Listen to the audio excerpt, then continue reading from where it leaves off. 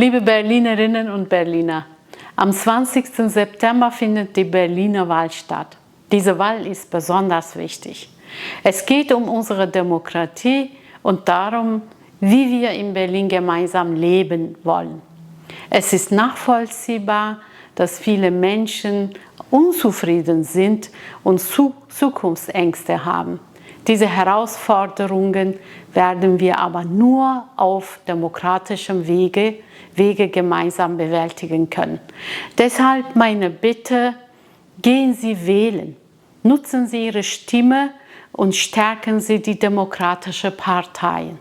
Überlassen wir unsere Zukunft nicht diejenigen, die unsere demokratischen Werte in Frage stellen. Jede Stimme zählt für Demokratie, Vielfalt und ein friedliches Zusammenleben in Berlin. Vielen Dank.